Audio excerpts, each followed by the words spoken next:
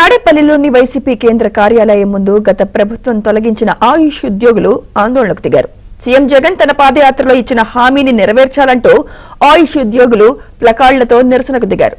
గత ప్రభుత్వంలో తొలగించిన 670 మంది అటెండర్, కాంపౌండర్లకు ఉద్యోగాలు ఇవ్వాలని వారు డిమాండ్ చేశారు.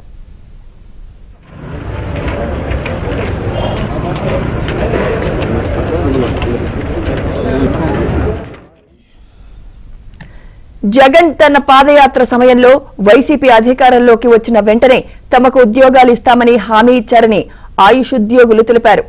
కానీ అధికారంలోకి వచ్చి 4.5 ఏళ్లు గడిచినా తాము సీఎం కార్యాలయం చుట్టూ తిరుగుతున్నా పట్టించుకోవడం లేదని ఉద్యోగులు ఆవేదన వ్యక్తం చేశారు.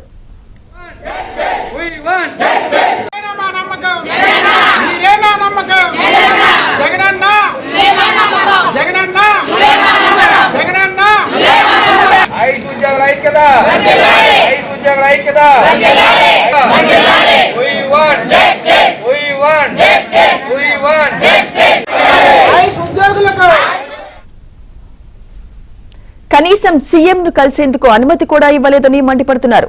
ఇప్పటికైనా జగన్ తన పాదయాత్రలో ఇచ్చిన హామీని వెంటనే నెరవేర్చాలని ఆయుష్ ఉద్యోగులు కోరుతున్నారు. లేదు అంటే నుంచి కదలం. ఇది మా డెసిషన్. మాత్రం ఒక్కొక్కరు మా ఎంప్లాయీస్ 8-9 మంది దాకా ఆత్మహత్య చేసుకొని చచ్చిపోయి ఉన్నారు. వాళ్ళ కుటుంబ పరిస్థితులు ఏంది, వాళ్ళ పరిస్థితులు మనము ఒకరోజు కాకపోతే ఒకరోజు ఉద్యోగాలు చేసుకుంటున్నాం, మనం కడుపు నింపుకుంటున్నాం. 650 మందిని ఆ రోజు గవర్నమెంట్ అయితే తీసేసింది. ఈ రోజు అయినా వీళ్ళైనా మాకు కడుపు నింపుతారేమో అని చెప్పేసి 5 సంవత్సరాల నుంచి అదుగో ఇదిగో అని కాలయాపనే చేశారు. కానీ ఇంతవరకు మాకు ఒక నిర్దిష్టమైన సూచన కానీ ఆలోచన కానీ మాకు హామీ కానీ ఏమి ఇవ్వటం లేదు. సరైన హామీ ఇచ్చేంత వరకు మేము ఇక్కడి నుంచి కదలమని చెప్పేసి విన్నవించుకుంటున్నాం. ప్రతిపక్షంగా జగన్ గారు ఉన్నప్పుడు మాత్రం మేము తను చెప్పినట్టు వెంటనే విధిలోకి తీసుకుంటా ఉన్నారు. అప్పట్లో కూడా ఈ గవర్నమెంట్ మీద మీరు కోర్టుకు వెళ్ళండి అన్నారు. మేము కోర్టులో కూడా వేసాము. తర్వాత సీఎం గారు గెలిచిన తర్వాత మేము మా కుటుంబమే కానీ మా చుట్టుపక్కల కుటుంబాల చేత కూడా మేము ఓటు వేయించి గెలిపించాం.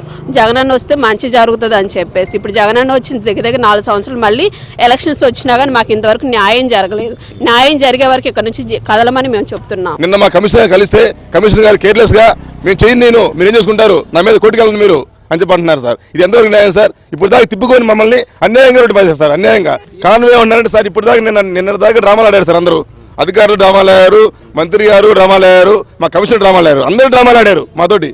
ఇప్పుడు మీ ఫైలు బడ్జెట్ ఇవ్వట్లేదు సెంట్రల్ గవర్నమెంట్, పక్కన పడేస్తున్నాం, మీరు ఏం చేసుకుంటారు ఆయన వర్షంలో ఉన్నారు సార్ మా కమిషనర్. సీఎం గారు మీరు దయ ఉంచి మాకు గత ఈ వారం రోజుల్లో మాకు న్యాయం చేయకపోతే మా కుటుంబాలతోటి మీ పార్టీ ఆఫీసు ముందు ఆత్మహత్య పాల్పడతామని మీరు తెలియజేస్తాను సార్.